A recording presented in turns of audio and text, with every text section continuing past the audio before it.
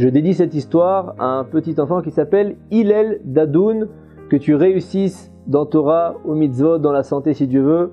On démarre avec l'histoire de la semaine.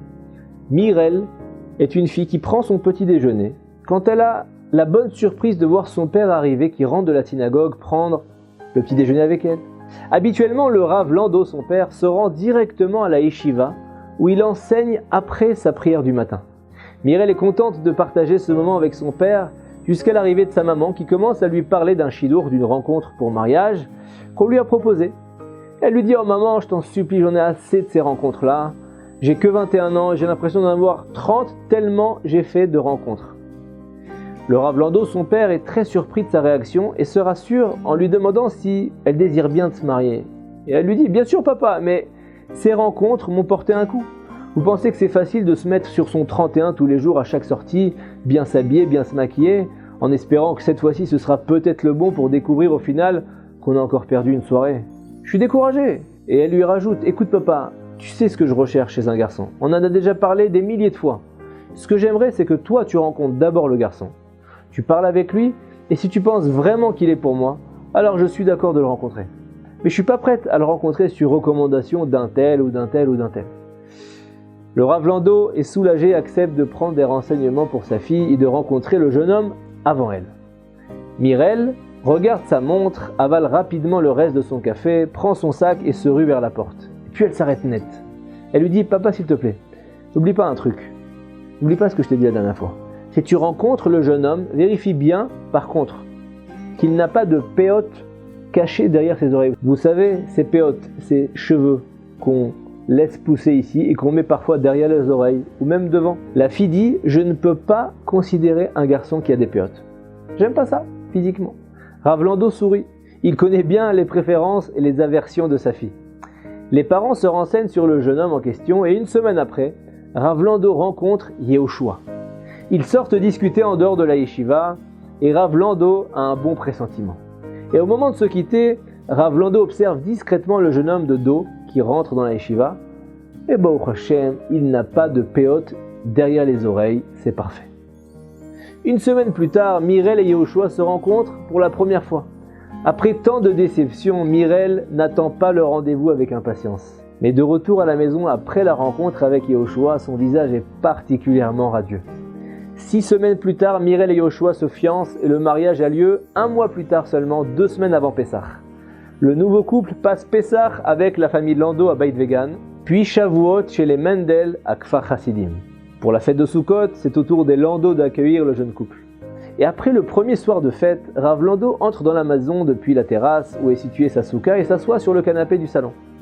Yehoshua, le nouveau gendre, le suit à l'intérieur et s'excuse de ne pas rester car il doit sortir étudier à la yeshiva locale.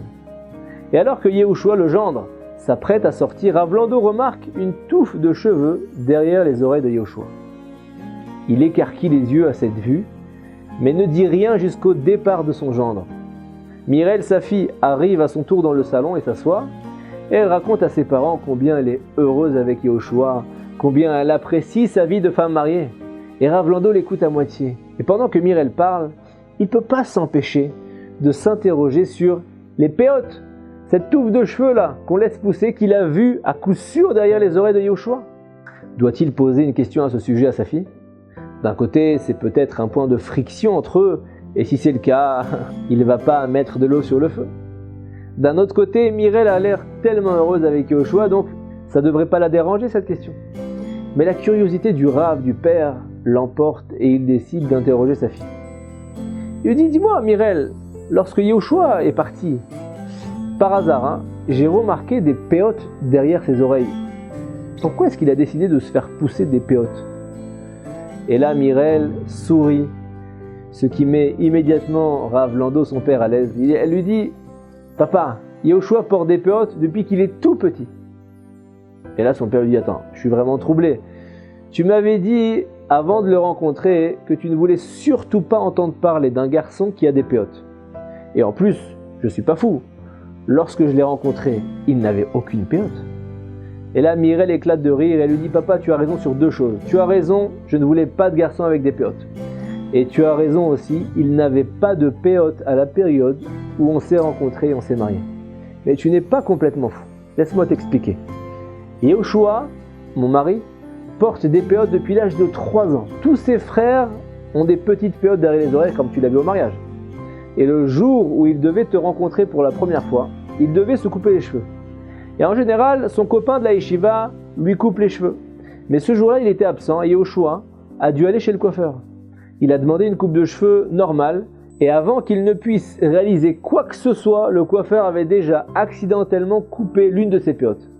Tu peux pas t'imaginer à quel point il était embarrassé de te rencontrer à toi avec une seule papillote, d'un seul côté. Alors il a demandé au coiffeur de lui couper également l'autre. Et tu imagines bien à quel point Yehoshua aurait été un peu bizarre avec des péotes d'1 mois pendant le mariage, donc il les a pas encore fait repousser à cette époque-là. Lorsqu'il m'a annoncé qu'il les faisait repousser, j'ai rigolé. C'était une chose qui m'importait tellement avant de le rencontrer, mais si peu après notre mariage. D'une certaine façon, j'avais toujours associé les péotes à des personnalités excessivement sérieuses et sombres.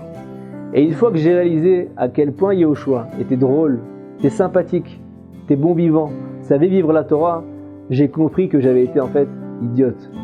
Et puis quand il m'a expliqué comment il avait accidentellement perdu ses péotes le jour où il devait te rencontrer, on était tous les deux émerveillés par l'incroyable providence divine de cet incident.